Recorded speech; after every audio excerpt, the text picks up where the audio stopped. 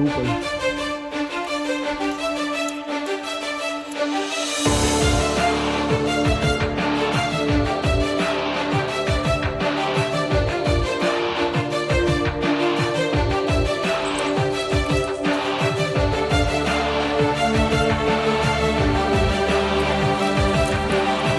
You asked me whether I would call. Oh, I think he is a war criminal. Yesterday, President Biden said that, in his opinion, war crimes have been committed in Ukraine. Personally, I agree. Intentionally targeting civilians is a war crime. After all the destruction of the past 3 weeks, I find it difficult to conclude that the Russians are doing otherwise.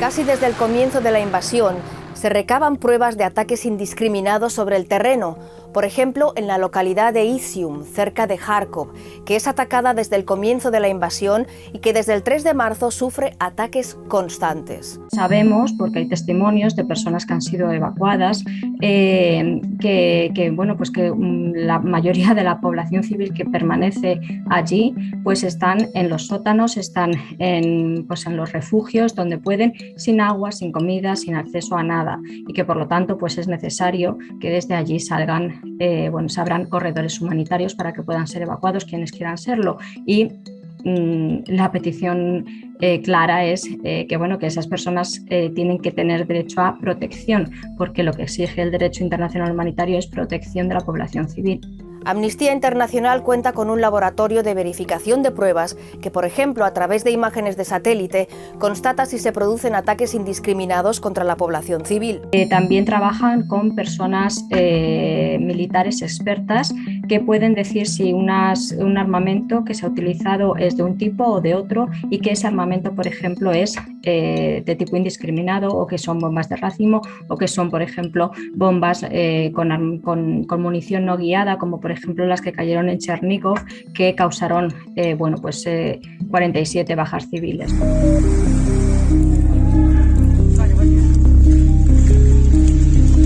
Las víctimas de uno de los ataques más mortíferos de las tropas rusas desde el comienzo de la invasión eran 38 hombres y 9 mujeres que hacían cola para comprar el pan.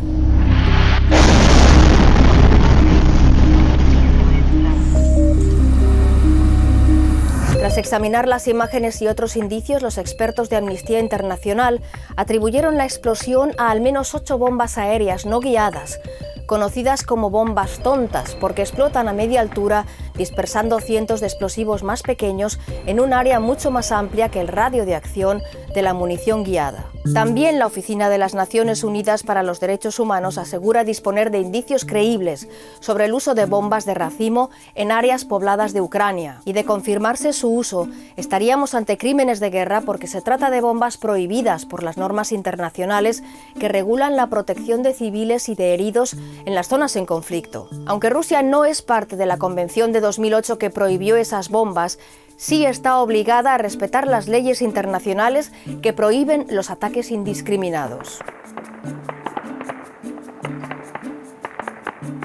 Son tácticas que la Rusia de Vladimir Putin ya puso en práctica en Siria, sin represalias internacionales.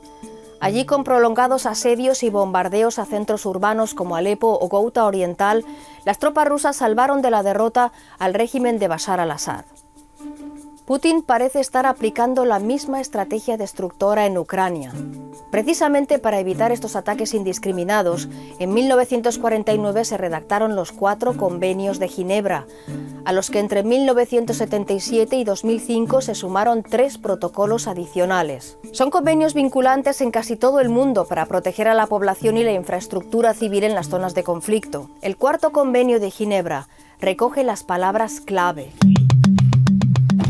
Las partes en conflicto podrán, de común acuerdo, designar zonas neutralizadas para los heridos y enfermos, combatientes o no, y para las personas civiles que no participen en las hostilidades. Los heridos y los enfermos, así como las personas con discapacidad y las mujeres encinta, serán objeto de protección y respeto particulares. En ningún caso podrá atacarse a los hospitales, pero estos deberán abstenerse de efectuar actos perjudiciales para el enemigo. También se respetarán los traslados de heridos y de enfermos civiles, de las personas con discapacidad y de las parturientas.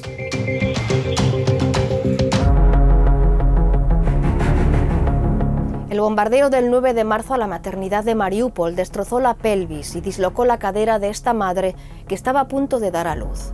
Ni ella ni su bebé sobrevivieron.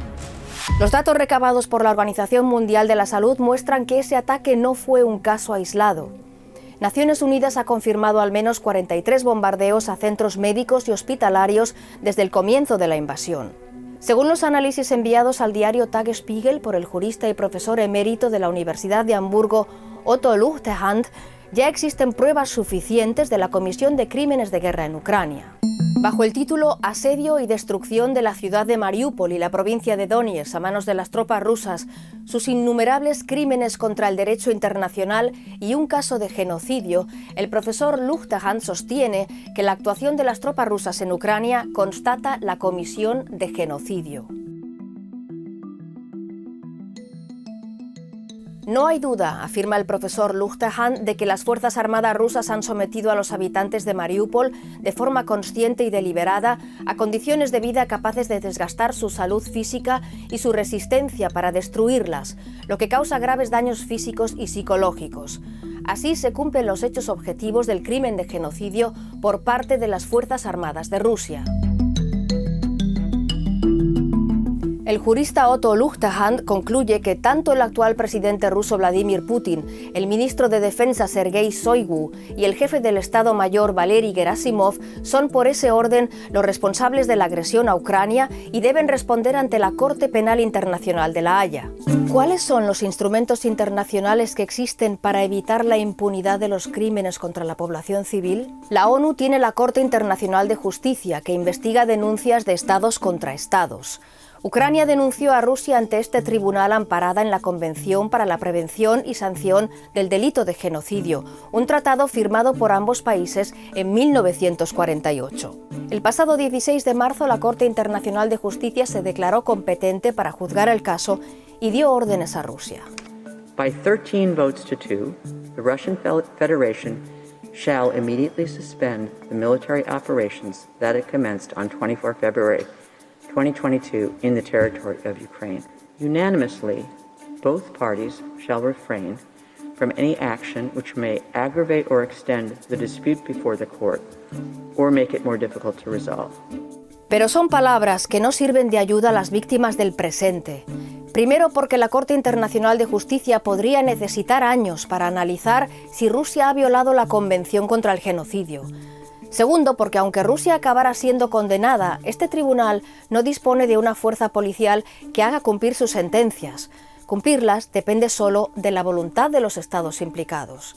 Y tercero, porque Rusia podría recurrir al Consejo de Seguridad de la ONU y con su derecho a veto como miembro permanente podría bloquear cualquier iniciativa en su contra. Eso también excluye de momento la creación de un tribunal especial como los creados por el Consejo de Seguridad para juzgar los crímenes de la antigua Yugoslavia y de Ruanda en 1993 y 1994. Mientras Putin siga al frente de Rusia, vetaría toda investigación en su contra. No obstante, el proceso para documentar aquellos crímenes sí que sirve de ejemplo ahora. Wenn man jetzt nicht Beweise sammelt, dann sind die möglicherweise für immer verschwunden oder sind vernichtet. Ich kann mich gut daran erinnern, dass ein amerikanischer Jurist in Chicago 1992 beim Beginn der Kriege im ehemaligen Jugoslawien auch diesen Aufruf gemacht hat. Und dann hat das Jugoslawien-Tribunal der UNO damals ganz viele Informationen bekommen von überlebenden Opfern. Und dann wird man ja auch Zeugen und Zeuginnen und Überlebende noch vorladen können. Aber es ist richtig, jetzt Beweise zu sammeln, auch mit Blick auf Syrien hat der Internationale Strafgerichtshof ganz viele Beweise schon gesammelt und auch in Deutschland wurden Beweise gesammelt für das Verfahren gegen die beiden syrischen Folterer, die jetzt verurteilt worden sind. Also das ist schon eine richtige Methode und die UNO-Menschenrechtsbeauftragte Michelle Bachelet hat auch dazu aufgerufen. Recabar pruebas también es la clave para otro organismo internacional que, al igual que la Corte Internacional de Justicia, también tiene su sede en La Haya. Se trata de la Corte Penal Internacional, que no pertenece a la ONU y no investiga conflictos entre Estados, sino a personas sospechosas de crímenes de guerra y genocidio. La Corte Penal Internacional fue creada en 1998 por el Estatuto de Roma, que está en vigor desde 2002. El pasado 3 de marzo, su fiscal jefe Karim Khan anunció la apertura de una investigación por crímenes de guerra y lesa humanidad en Ucrania. Esa investigación no queda solo a cargo del equipo de investigadores que la Corte Penal Internacional ha desplegado en ese país. Además, el 11 de marzo, la Fiscalía de este tribunal ofreció una dirección de correo electrónico para que las víctimas puedan enviar pruebas gráficas o audiovisuales de los crímenes. But you've heard the saying, the truth very often is the first casualty of war. We need to investigate the incriminating and the exculpatory evidence. In other words, we need to get to the truth, and that will be the foundation of deciding if crimes are committed, and if so, who is responsible. And we take it step by step, but we need to act with some urgency and with some focus. ¿Pero qué poder tiene la Corte Penal Internacional sobre los mandatarios de un país que, como Rusia, no ratificó su tratado fundacional? Dann kann der Internationale Strafgerichtshof auch ein Verfahren gegen Herrn Putin machen, obwohl Russland dem Statut des Strafgerichtshofs nicht beigetreten ist. Das wird allerdings dann erst möglich sein, wenn Putin nicht mehr Staatsoberhaupt von Russland ist, weil solange er Staatsoberhaupt ist, hat er Immunität. Aún habría otra forma de procesar a presuntos responsables de crímenes de guerra en Ucrania.